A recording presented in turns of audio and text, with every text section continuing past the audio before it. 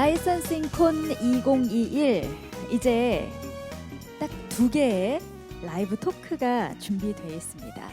다양한 분야의 업계 관계자들께서 한자리에 모이셨는데 쉽게 뵐 수 없는 분들입니다. 제가 한 분 한 분 소개를 해보겠습니다.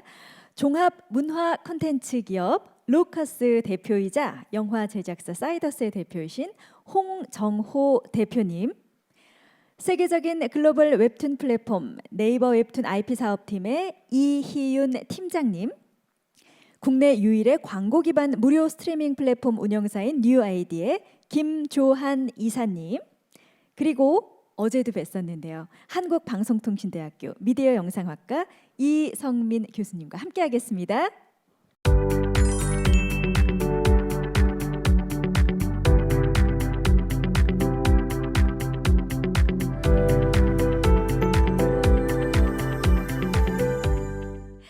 자, 라이브 토크 저희가 어제 오늘 준비한 라이선싱콘 2021의 진짜 마지막 코너입니다. 사실 지금 제가 모신 이분들 뭐 언제나 강연도 해주실 수 있고 훌륭한 강연을 해주시리라 믿을 수 있는 분이시지만 좀 특별하게 말이죠.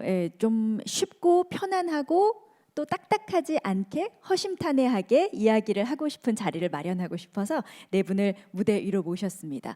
자, 라이브 토크 그럼 시작하겠습니다. 다들 준비가 되셨다면 본격적으로 시작을 해도 될까요? 네, 좋습니다. 네. 자, 한 분 한 분 좀 인사도 나누면서 이야기도 들어보도록 할게요. 우선 홍성호 대표님 반갑습니다. 사실은 이제 많은 분들께서 감독님으로도 알고 계실 텐데 말이죠. 국내 애니메이션 그 매니아들이라면 다들 아실 겁니다. 2019년 대한민국 콘텐츠 대상에서 최고의 영예인 대통령상을 수상했고요. 아카데미상 후보에도 올랐던 레드슈즈의 감독이시기도 하거든요. 거기다 하나를 제가 더 보태자면 올해에는 미국 아카데미 신입회원에도 초청이 되셨는데 좀 늦었지만 저희가 박수로 축하드리도록 하겠습니다. 박수 한번 보내주시죠. 사실 홍 대표님 같은 경우에 이제 업적과 성과가 워낙에 어마어마한 분이시거든요. 그래서 레드슈즈에 대한 이야기를 먼저 시작하지 않을 수가 없습니다. 그 옆에 보니까 그 캐릭터 속의 주인공인가요? 그 리더죠? 네, 이 친구 이름이 멀린. 네. 누가 그려준 것 같은데요? 그 저희 애니메이션 감독이자 캐릭터 슈퍼바이저를 했던 이제 김상진 감독님이 그려놓은 그림이고요. 네. 아마 이 제가 지금 갖고 나온 게 아마 유일한, 보통 저희가 디지털로 다 그리는 그러니까요. 연필로 그린 유일한 그림이죠. 네. 아, 그래요. 그러니까 저 친구가 지금 이제 마법에 걸린 상태에 몰리는 거죠. 난쟁이로 배웠을 때 네. 다들 저랑 비슷하다고 그래서 하나 들고 나와. 지금 그 얘기를 제가 하려고 어디서 많이 본 것 같은데 하는 이야기를 하려고 했습니까? 동의하십니까? 그림보다는 3D로 됐을 때 더 비슷하다고들 얘기를 하는데 뭐 의도한 바는 아닌데요. 그게 하다 보니까 이렇게 됐던 것 같아요. 그렇군요. 감독님, 대표님 지금 워낙에 많은 분야에서 일을 하고 계셔서 말이죠. 어떤 호칭이 조금 더 편하세요? 제가 어떻게 불러드리면 좀 더 친숙하실까요? 작품을 할 때 만난 구성원들은 이제 감독으로 부르고 평상시에는 이제 대표로 부르고. 오늘은 이제 섞어서. 아니 그냥 저는 편하게 부르셔도 될 것 같아요. 알겠습니다. 정성호 대표님 처음으로 이야기를 좀 나눠봤습니다. 자, 그다음 네이버 웹툰의 이희윤 팀장님과 인사 나누겠습니다. 안녕하세요. 네, 안녕하세요. 네, 우리 팀장님께서도 옆에 캐릭터 그거 웹툰 그 호랑이 형님 묵혜. 네, 맞습니다. 호랑이 형님이 굉장히 많은 사랑을 받았었는데 말이죠. 너무 귀여워요, 정말. 감사합니다. 저는 제가 그 방석으로 나와 있는 거를 본 적이 있는데 너무너무 귀엽더라고요. 네네네. 실제로도 많은 독자분들이 구매를 해주시기도 하셨고, 또 여러와 같은 성원에 힘입어서 펀딩으로도 진행되기도 했었었고요. 그랬죠. 사실은 이제 네이버 웹툰의 경우에 대표작도 워낙에 많고 사랑받은 작품들이 워낙에 많은데 굳이 딱 하나를 가져와서 이제 우리 팀장님 옆에 딱 놓아야 하는데 그 아이를 가지고 오셨어요, 묵혜를. 그것은 뭐랄까요, 자랑을 하고 싶은 마음일까요? 아니면 어떤 아쉬움이 좀 남아서일까요? 무슨 이유일까요? 그 자랑이라기보다는요. 사실 이 호랑이 형님이라는 작품이 사실은 지금 세대 혹은 지금 웹툰의 그 약간 위치를 잘 설명해주는 작품이라고 생각을 했었어요. 그 어떻게 보면 약간 일본의 소년 만화를 대표하는 그 여러 유명한 작품들이 있다면 네. 한국에서는 또 호랑이 형님이라는 대표작이 있을 것 같아서 그 작품을 혹시라도 모르시는 분들이 있다면 이 자리에 네. 또 소개해드리고 싶기도 하고요. 네. 네. 저희 역시도 사실 호랑이 형님으로 많은 것을 좀 준비하고 싶은 또 욕심도 있었기 때문에 예. 그런 생각에 가지고 나와봤습니다. 아, 예. 저 캐릭터에 대한 애정이 느껴지는 네. 것 같습니다. 예. IP 사업 팀장을 맡고 계시거든요. 이제 관계자분들께서는 다들 알고 계시겠지만 일반인 분들께서는 그럼 그 IP 사업 팀이라는 게 구체적으로 어떤 일을 하는 곳일까 궁금하실 수도 있어요. 좀 네네. 설명을 부탁드릴게요. 네. 그 IP 사업팀은 네이버에서 연재하는 웹툰 그리고 웹소설들을 가지고 이제 사업을 하는 조직이고요. 네. 크게는 사실은 저희가 흔히들 보시는 드라마, 영화 그리고 애니메이션 이런 작품들을 모두 다 총괄한다고 보시면 될 것 같고 또 웹소설을 기반으로 하는 노블 코믹스 제작들도 하고 있고요. 네. 그러니까 흔히 알고 계시는 그런 사업들을 두루두루 한다고 보시면 될 것 같습니다. 네. 예. 사실은 워낙에 많은 업무를 하고 계셔서 한마디로 딱 정의하기가 어려우실 것 같다는 생각도 듭니다. 자, 일주일 전에 그 공개했던 넷플릭스 드라마 지옥, 이것도 역시나 이제 네이버 웹툰이 원작이잖아요. 네, 맞습니다. 저도 MZ 세대라고 할 수 있는 우리 그 친구들, 뭐 이렇게 매니저 친구들, 스타일리스트 친구들이랑 같이 한 차로 이렇게 이동을 할 때 최근 들어서 가장 많은 이야기가 나왔던 게 바로 이 지옥이었던 것 같아요. 성적이 어마어마하거든요. 이게 업로드된 지 24시간 만에 넷플릭스 TV쇼 부분에서 전 세계 1위를 차지했습니다. 사실 이제 공개가 될 때만 네. 하더라도 어느 정도의 기대도 있으셨을 거고 또 목표치도 있으셨을 것 같은데 목표치는 어느 정도였고 또 이 정도의 반응도 있을 거라고 생각을 하셨는지도 궁금해요. 사실은 이 연상호 감독의 지옥이 네. 원래는 이제 원작이 어떻게 보면 애니예요. 애니메이션에서 출발을 했었고요. 워낙 그 애니메이션 작품이 담고 있는 내용들이 너무나 좋았기 때문에 사실은 이게 웹툰화가 되고 또 영상화가 되더라도 당연히 좋은 실적을 거둘 것이라는 기대가 굉장히 높았었고요. 근데 네.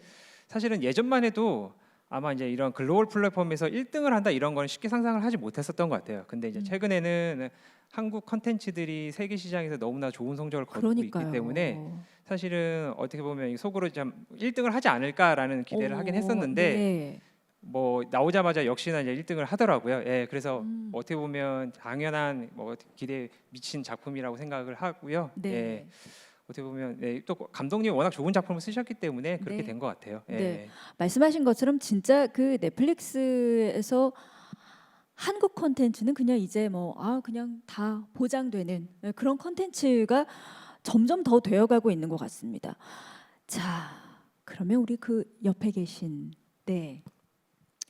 플랫폼의 전쟁이라는 저자이시기도 하고요. 뉴 아이디의 김조한 이사님, 안녕하세요. 안녕하세요. 네, 미디어 플랫폼 분야에서 인플루언서로 통하시거든요. 필명이 있으세요. 미디어 가이라고. 미디어 가이. 언제부터 이 필명으로 활동하셨나요?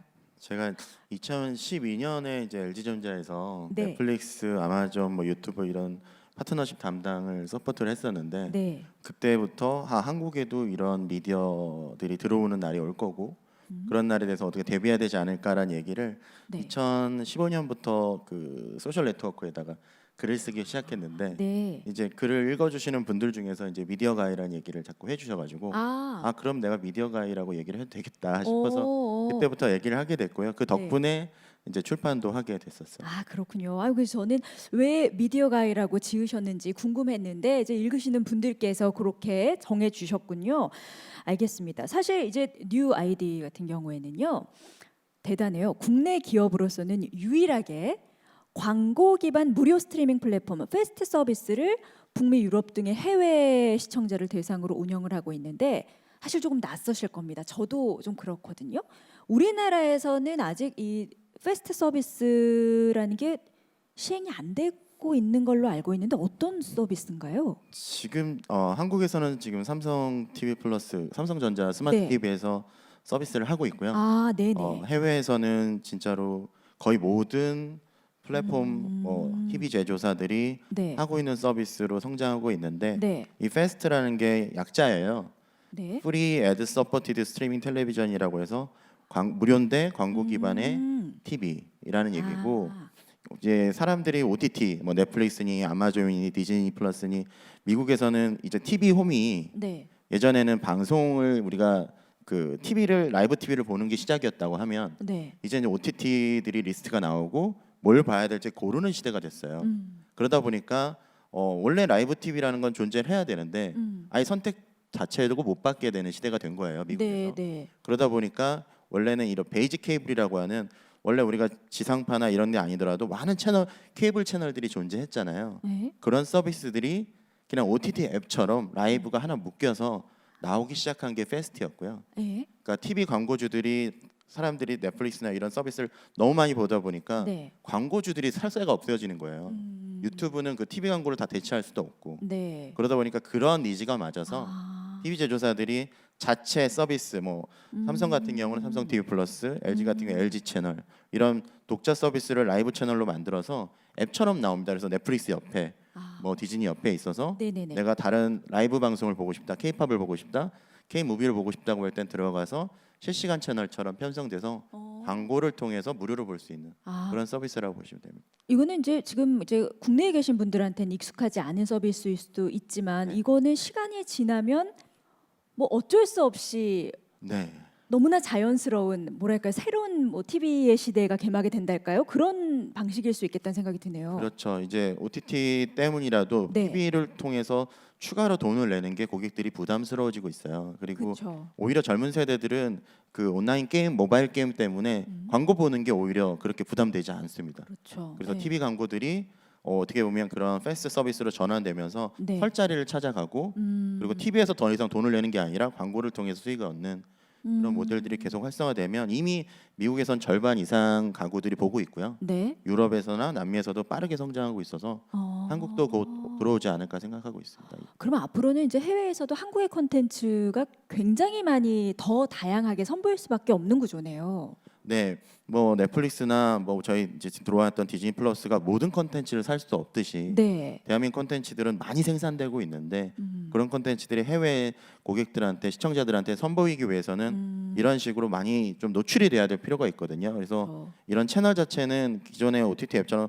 선택을 해서 보는 게 아니라 네. 어떤 장르, 나는 K-팝을 보고 싶다, 아니 K-무비를 보고 싶다, 드라마를 보고 싶다 들어갔을 때 다양한 콘텐츠에 어떻게 보면 노출되는 광고 같은 플랫폼들이에요. 네. 그래서 그런 기회들이 많아져야 된다고 생각하고요. 네. 그런 기회 덕분에 한국 콘텐츠 최근에 워낙 또 오징어 게임이다, 뭐 지옥 같은 콘텐츠들이 유명해지면서 또 해외 플랫폼들이 해외 채널 한국 그 저희 같은 회사의 채널들을 더 관심을 가져주고 한번 같이 해보지 않겠냐 이런 얘기도 많이 해주고 있습니다. 네.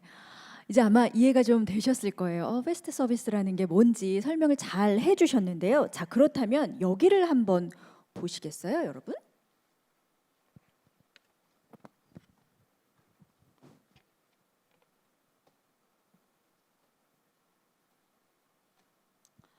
자, 지금 이제 보고 계시는 것들이 뭐냐 하면요. 뉴 아이디가 내보내고 있는 채널들입니다. SBS도 있고 K푸드 그리고 베이비샤크, 핑크퐁 있고요. 굉장히 많거든요. 이제 이 중에서 제가 알기로는 여기 K-팝 채널이 가장 인기가 많은 걸로 알고 있는데 맞나요? 저희가 제일 먼저 서비스를 시작했던 채널이고요. 네. 원래 저희가 뉴라는 회사의 어떻게 보면 그 8번째 자회사인데 네. 저희 영화를 먼저 시작한 게 아니라 K-팝을 먼저 들고 나갔어요. 왜냐하면 인지도 측면에서는 뭐 BTS나 블랙핑크나 이렇게 되게 많은 시청자들이 인지하고 있기 때문에 네. 한국 영화보다도 먼저 K-팝을 들고 갔고 네. 사실 K-팝이라는 그 K-팝을 전문으로 하는 방송 채널은 존재하지 않았기 때문에 네. 그걸 저희가 타겟으로 한번 들어갔고 그게 제일 많이 퍼져 있고요. 네. 그리고 저희가 뭐 다른 채널들도 네. 그 이후로 하나씩 추가하면서 지금 전 세계 한 30개 정도 채널을 저희가 TV에서 볼 수 있게 운영하고 있습니다. 그렇군요. 그럼 K-팝이 이제 우리 채널 중에서 가장 인기가 많고 반응이 크다. 그 다음은 뭔가요? 그러면 그 다음은 좀 가장 하단 오른쪽에 있는 네. 베이비샥이 될 것 같고요. 베이비샥. 네, 베이비샥도 있고 네. 그다음에 뭐 좀 저 같은 경우는 다 저한테는 소중한 네. 그 아이템 채널들인데 네. 그다음에 저희한테 라쿠텐 비키라는 채널도 있어요. 네, 네, 네. 이게 원래 미국에서 되게 유명한 한국 드라마나 아시아 드라마를 유통하는 OTT 플랫폼인데 저희를 통해서 방송 채널을 만들어 가지고 나가고 있고요. 네. 그다음에 또 대부분의 영화를 유통하고 있는 UK 무비스라는 채널도 있고 네. 그리고 저희가 전 세계 처음으로 YG랑 같이 YGTV라는 채널도 같이 만들었습니다. 그럼 이 아기상어 같은 경우에는 그 반응이 어느 정도예요? 전 세계 아이들에게는? 진짜로 모르겠습니다. 유튜브에서는 어떻게 보는지는 저희가 유튜브를 안 하니까 모르겠는데 네. TV에서는 1시간 이상씩 봐요. 그래서 정말로 많이 보고 네. 그리고 정말 저희가 피부로 느끼고 있습니다. 아 그렇게 아기상어 노래를 전 세계 어린이들이 좋아하는구나라는 거를 아주 뼈저리게 느끼고 있습니다. 그렇죠. 예. 아 너무 재밌었어요. 자, 그대 오래 기다리셨습니다. 우리 맨 끝에 계신 한국방송통신대학교 이성민 교수님. 그 어제도 사실 강연도 해주시고 패널 토크에도 함께 해주시고 굉장히 인상 깊은 강연을 보여주셨는데 그 늘 이제 하시는 강연이시긴 하시겠지만 이렇게 뭐 이렇게 라이브 토크를 하실 때 하고 또 강연자로 서실 때 하고 뭐가 조금 더 편안하세요? 둘 다 뭐 딱히 뭐가 더 편하다는 아닌데 사실 네. 저는 이렇게 오늘 나오신 분들이 네. 워낙 제가 다 좋아하는 분야에서 선두에 계신 분들이기 때문에 네. 약간 저는 약간 팬의 마음으로 설레는 앉아 있어서 마음으로 오셨군요. 어제는 조금 긴장돼 있고 약간 덜덜 떨고 있었다면 지금은 사실은 이렇게 좀 신나 있는 상태라고 말씀드릴 수 있을 것 같아요. 이제 우리 이따가 저 책에다 사인도 좀 이렇게 받아가시고 그러셔야 될 것 같습니다. 알겠습니다. 우리 그 교수님 같은 경우에는 유일하게 업계 관계자가 아니시기 때문에 오늘은 조금 더 객관적인 시각으로 이야기를 주실 수 있을 것 같습니다.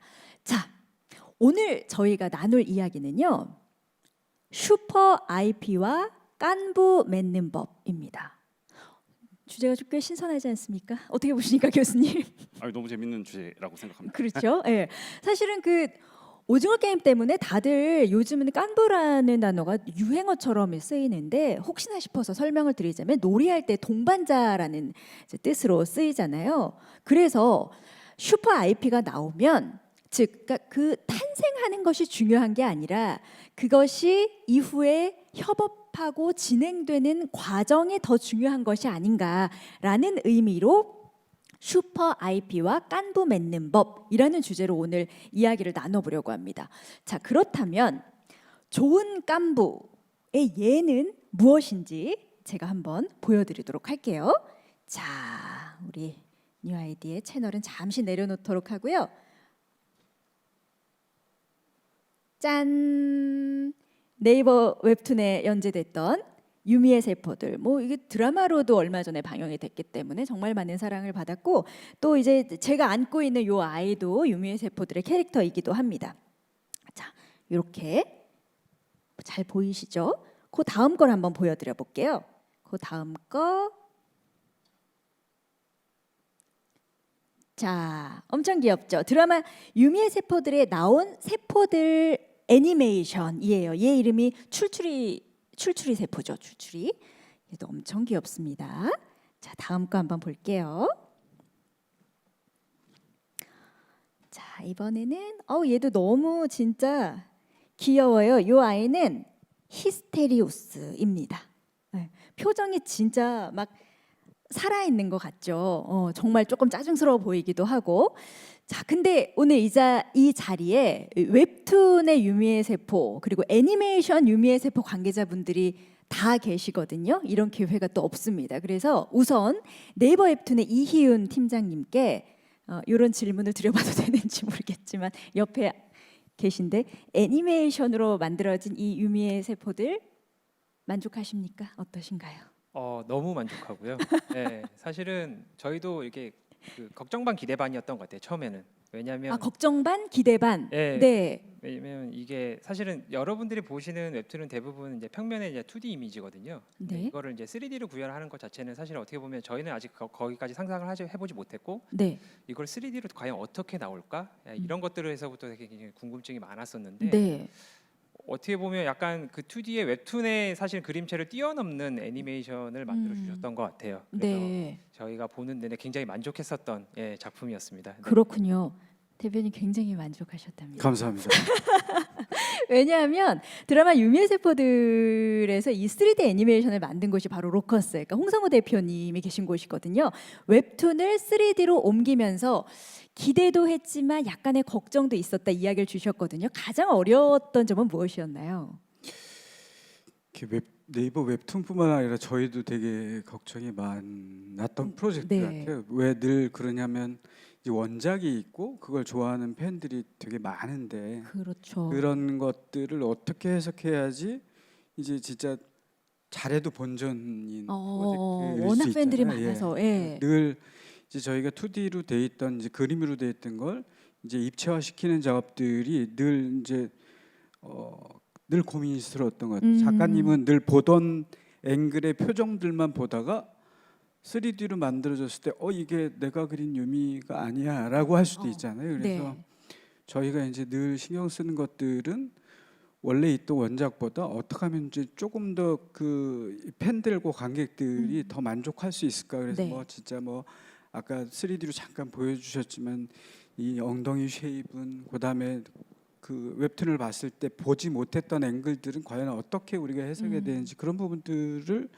되게 고민을 많이 했던 것 같고 그래서 저희가 이제 드라마 했을 때 과연 애니메이션은 그래 우리는 애니메이션을 잘 만들 수 있는 자신이 있는데 실사 드라마 붙였을 때 과연 이게 사람들이 받아들일 수 있을까 이런 부분들이 되게 걱정스러웠고요. 그다음에 또 이제 저희가 또 신경 썼던 부분은 보통 이제 사람은 연기를 통해서 이제 감정을 하잖아요. 근데 캐릭터도 물론 이제 이 표정을 갖고 하는데 과연 이제 드라마랑 붙였을 때 우리도 거기에 밀리면 안 되는 그런 감정들을 표현해야 됐기 때문에 그런 것들을 신경을 많이 썼던 것 같아요. 네.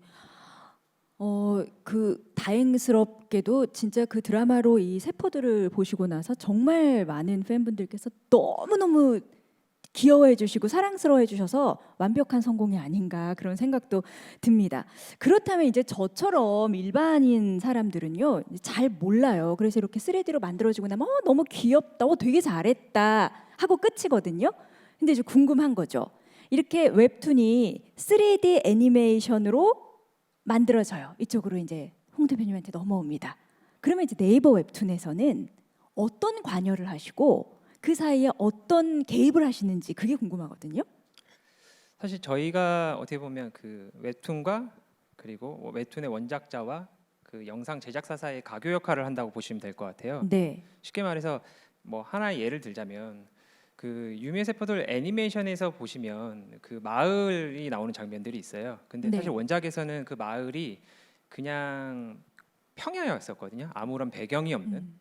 근데 사실 이걸 애니메이션으로 그대로 옮기게 된다면 사실 보는 시청자들 입장에서도 굉장히 썰렁한 느낌을 많이 받을 거예요. 그러면 여기에 무엇을 채워 넣을지, 이걸 과연 일반적인 마을로 구성하는 게 좋을지, 이게 과연 기존 독자들하고도 사실 뭔가 컨센서스가 맞는 사실 구성일지 이런 것들에 대한 이야기를 서로 주고받게 되고요. 그냥 이런 의견을 좀 주고받으면서 애니메이션을 좀 더 완성도 있게 가도록 사실은 하고 있는 거죠. 그렇다면 이제 여기서 제가 교수님께 한번 여쭤보도록 하겠습니다. 이 정도의 과정이 진행이 된다고 합니다. 로커스와 네이버 웹툰 좋은 깐부라고 볼 수 있겠습니까? 엄청 좋은 깐부라고 생각을 하는데요. 저는 사실은 진짜 좋은 깐부는 이 세계를 더 맛깔나게 정말 사람들에게 이 세계에 깊이 빠져들 수 있게 같이 세계를 만들어 나가는 그 공통의 지향을 가질 수 있는 사람들이 깐부라고 생각을 하거든요. 사실은 그 양 팀과 또 작가분들이 이거를 새로운 세상을 처음 보는 사람도 분명히 있을 거잖아요. 그분들에게 직관적으로 유미의 세포가 정말 매력적이구나를 바로 알 수 있게 결과물을 만들어 내실 수 있는 협력의 관계가 있으신 게 굉장히 좋은 관계라고 생각을 했습니다. 좋습니다. 자, 그러면 이제 제가 네 분께 질문을 한번 드려볼게요. 우리가 이틀 동안에도 가장 많이 나왔던 표현인 것 같아요. 슈퍼 IP라는 얘기요. 자, 슈퍼 IP. 그러니까 그냥 흔하게 얘기하자면 이제 마블 같은 거죠. 슈퍼 IP라고 불릴 수 있는 조건. 우리는 이렇게 생각한다. 한 분씩 좀 얘기를 해주시면 좋을 것 같은데 우리 홍 대표님 어떻게 생각하세요? 뭐 이제 장르와 연령대에 따라서 차이가 있겠지만 저는 이제 기본적으로 밥을 먹을 때 4명이 앉아서 먹는다라고 기본적으로 생각했을 때 그 중에 한 명은 그걸 봤다. 그리고 한 명은 안다. 들어는 봤다. 이 정도가 되면 예를 들어서 25%는 체험을 했고 그다음에 25%는 50%는 적어도 아는 정도 수준이라는 저라고 그래서 나도 알고 너도 아는 정도면 슈퍼 IP이지 않을까 생각을 해봤습니다. 네. 어느 정도 안정적으로 그 인지도 뭐랄까 다 알고는 있는 정도만 되면 그건 슈퍼 IP이지 않을까. 자 그렇다면 우리 옆에 계신 이유연 팀장님 슈퍼 네네. IP의 조건 어떻게 보세요? 슈퍼 IP라 일단은 불릴 수 있는 조건. 네. 네. 사실은 슈퍼 IP라고 하는 말이 저는 조금 사실 이상하다는 생각을 좀 들긴 그래요? 들어요. 네. 왜냐하면 사실 이제 앞서 말씀하신 것처럼 슈퍼 IP 하면 대부분 이제 마블의 어벤져스 캐릭터들을 많이 생각을 하실 거예요. 네. 근데 사실은 슈퍼 IP가 어떻게 만들어지지라고 생각해 보면 사실은 마블의 어벤져스 캐릭터가 1960년대에 나왔었거든요. 이제 저 여러분들이 잘 아시는 스탠리 그리고 제컵이라는 사실은 캐릭터 디자이너가 있는데 이분들이 만든 지 사실은 50년이 지나서야 사실은 이 캐릭터들이 슈퍼 IP라고 불리기 시작한 거였어요. 그러니까 사실은 제가 약간 드리고 싶은 말은 슈퍼 IP는 누군가에서 만들어지는 게 아니라고 생각해요. 그러니까 슈퍼 IP는 결국은 결과론적으로 사실은 그게 대중성을 띄었기 때문에 슈퍼 IP라 불려지는 거지 슈퍼 IP는 누군가에 의해서 인위적으로 만들어지는 건 아니다. 결국은 대중에 의해서 평가받는 게 슈퍼 IP인 거지. 예. 사실 그래서 결국은 여기서 굳이 하나만 꼽자면 사실은 대중성일 거예요. 그러니까 많은 사람들한테 사랑받으면 그게 이제 슈퍼 IP라고 불리는 것 같고요. 네. 예. 근데 누군가가 혹은 저희 같은 제작자나 창작자들이 사실은 의도를 갖고 슈퍼 IP를 만들 수 있다 이런 건 정말 어려운 이야기인 것 같아요. 예. 슈퍼 IP를 만들자 해서 어떤 의도를 갖고 만들어질 수 있는 것이 아니다. 그것은 대중의 평가이다. 네네. 그래야 비로소 그것이 슈퍼 IP라고 불리는 것이다. 그렇군요. 김주환 이사님 어떻게 보세요? 저도 팀장의 의견에 많이 동의하는데 네. 그 시의성이 없는 콘텐츠여야 된다는 생각이 일단으로 들어요. 네. 그러니까 예를 들면 한 3년 후에도 5년 후에도 그걸 보고 사람들이 뭔가 공감하거나 아니 그걸 가지고 뭔가 내가 이 콘텐츠를 다시 보고 싶다 말하고 네. 하는 것들. 한국에서는 뭐 예를 들면 뭐 무한도전을 여전히 계속 찾고 끝났음에도 불구하고 그것들이 밈으로 계속 생산되는 것들. 결국에는 이걸 보는 사람들이 그 콘텐츠를 어떻게 받아들이고 얼마나 계속 찾느냐인 네. 것 같고요. 또 하나는 보는 사람들이 그걸 가지고 상상하고 뭔가 내가 나 같으면 이런 걸 하고 싶다 아니면 이걸 갖고 싶다 이런 생각들을 계속 꾸준히 생각할 수 있는 상상할 수 있는 것들이라 생각하는데 하나 예로 진짜 오징어 게임은 저는 이런 이펙트가 있을 줄 몰랐던 게 사실 넷플릭스를 통해서 성공한 것보다 밖에서 굿즈를 통해서나 아니면 밈을 통해서 계속 재확산되는 게 굉장히 전 문화적 충격이었어요. 그러니까 전 세계에서 그런 캐릭터를 알아서 만들고 그걸 팔고 하는 것들이 사람들이 느꼈던 거거든요. 내가 이걸 가지고 뭘 만들고 싶다. 그런 생각이 들게 만드는 게 전 슈퍼 IP 같고요. 그리고 또 반대로 얘기하면 또 다른 케이스라면 그 지속 가능성 얘기를 하면 프렌즈 같은 콘텐츠들 아니면 뭐 지금 미국에서 굉장히 비싼 가격에 다시 재판매가 되고 있는 20년, 30년 전의 시트콤들을 보면 그런 것들이 시의성 없이 오랜 세대들이 공감할 수 있는 콘텐츠가 사실은 나중에 슈퍼 IP로 인정받는 게 아닌가라고. 그렇군요. 사실은 지금 이제 들어보자면 설명을 각자 다르게 해주셨지만 업계에 계신 세 분의 의견이 다 공통되거든요. 궁금해집니다. 더더욱 객관적으로 우리 교수님께서는 슈퍼 IP의 조건 어떻게 보시나요? 네, 복잡한 버전과 간단한 버전이 있을 것 같은데요. 네. 일단 복잡한 버전은 그래서 말씀하신 내용을 종합하게 되는 것 같아요. 그러니까 사실은 팬덤의 범위, 공간적인 범위가 있고, 그다음에 시간적인 지속. 이 차원이 있고 사실은 팬덤 관여의 강도라고도 이야기할 수 있을 것 같아요. 이렇게 다양한 활동들이 벌어지게 되는 것들 이런 것들은 이제 팬덤과 관련된 논인 것 같고요. 그 내적인 요소에서도 이것이 확장성을 갖는 이 이야기를 가지고 뭔가 더 해볼 여지가 있는 그런 이야기 구조를 가지고 있는 IP라면 슈퍼 IP로서의 자격을 갖지 않나라고 하는 복잡한 버전이 있고요.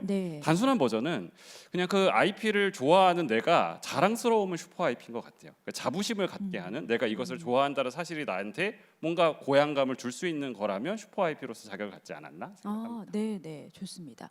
자, 지금까지는 이제 우리가 슈퍼 IP, 그러니까 캐릭터 자체에 관한 이야기를 했다면 이번에는 이런 깐부가 필요하다. 아까 말씀드린 것처럼 이제 슈퍼 IP의 탄생만이 중요한 것이 아니라 이것이 확산되고 확장되어가는 그 과정에서 함께하는 협업이 굉장히 중요하다는 말씀을 해주셨는데 말이죠. 이 부분에 대한 이야기를 한번 나눠보려고 해요.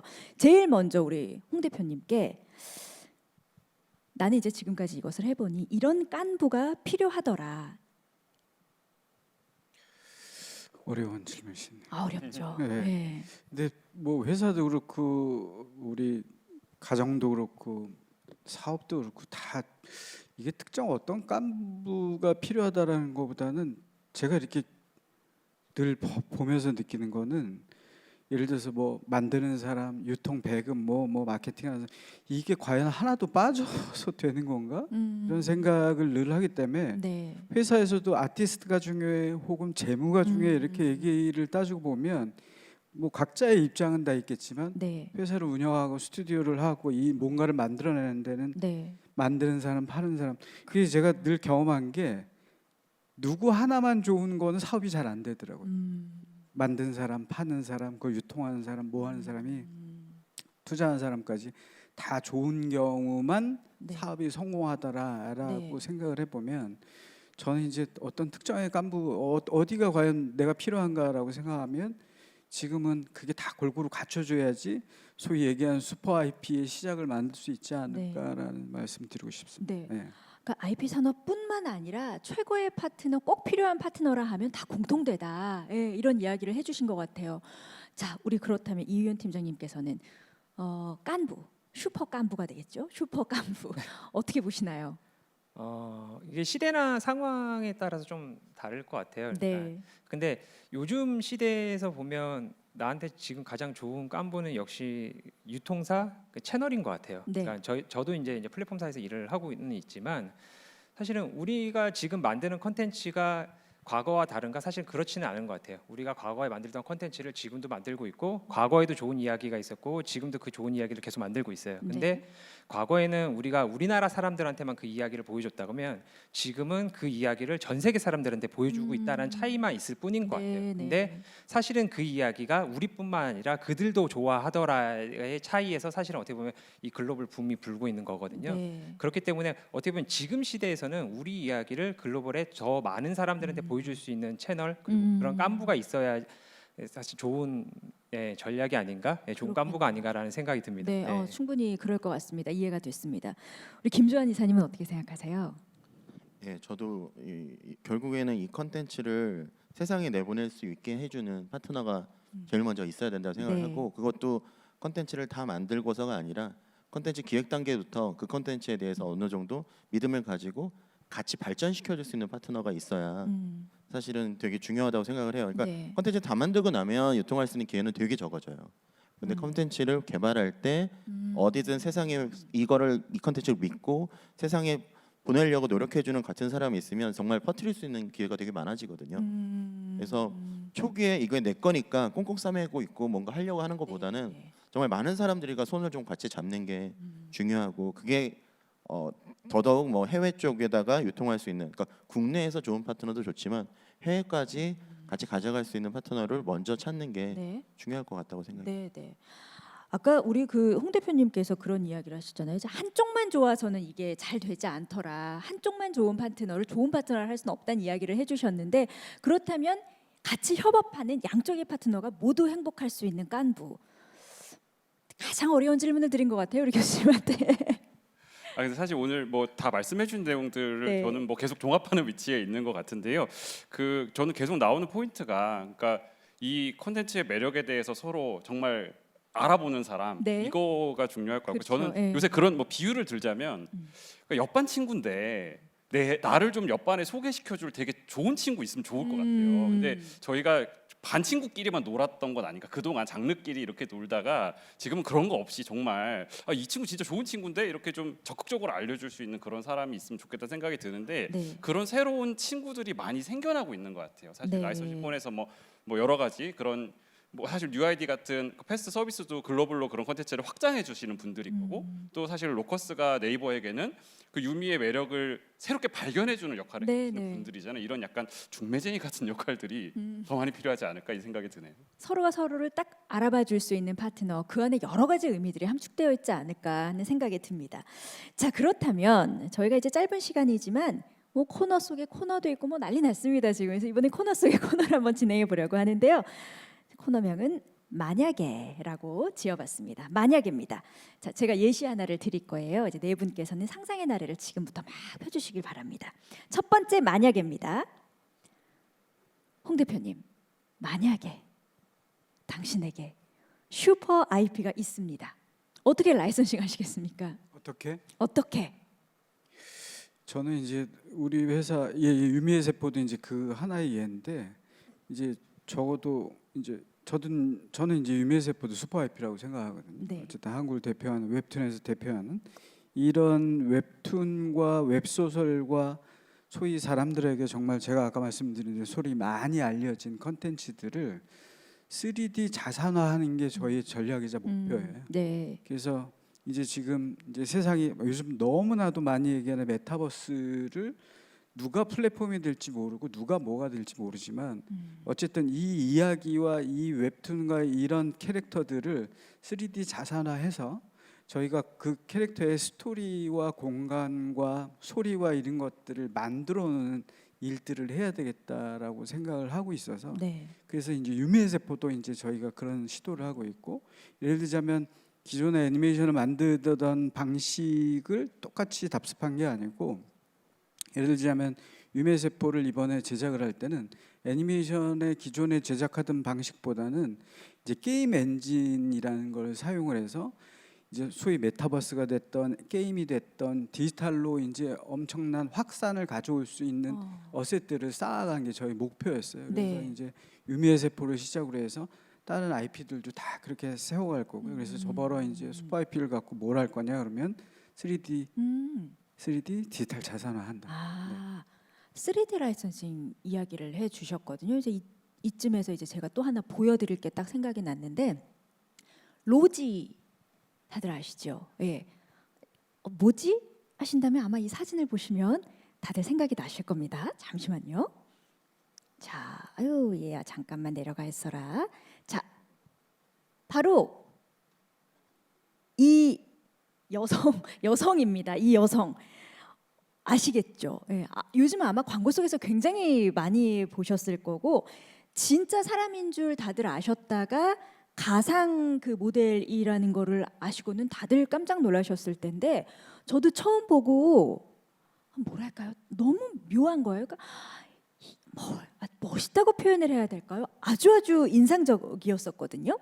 뭐 저기 뭐 식품 뭐 광고 뭐 뷰티 업계까지 이 친구가 다 섭렵을 했더라고요. 이 친구 어떻게 만들어졌나요, 대표님? 그 원래 이제 저희가 애니메이션뿐만 아니라 이제 광고도 하고 네. 그런 소위 시각 효과들을 하는 스튜디오다 보니까 그 디지털 액터에 대한 관심이 되게 많았었어요. 네. 그리고 저희가 이제 레드 슈즈를 하면서도 시나리오가 좋아도 배우가 아무리 잘생겨도 배경이 좋고 뭐 옷이 좋아도 연기 못하면 끝 이런 생각이 늘 하고 네. 있어서 우리가 캐릭터를 대안을 늘 갖고 있어야 되겠다는 생각을 하고 있어요. 이게 사실사든 뭐든. 그래서 저희가 준비를 한 지가 꽤 됐는데 저희가 중간에 한번 이제 여러분들을 기억 못 하실 정도의 이제 디지털 액터를 한번 내놓은 적이 있었어요. 근데 그 당시에는 저희가 보편적인 아름다움을 추구했었어요. 보편적. 우리가 네네네. 이제 일본적으로 보편적 아름다움 누구나 예쁘다고 생각하는. 네. 네. 그걸 추구를 했었는데 네. 저희가 느끼기에도 그러면 왜 디지털 캐릭터를 해야 되냐라는 생각을 했어요. 진짜 네. 보편적 아름다운 사람을 갖다 쓰면 되지 굳이.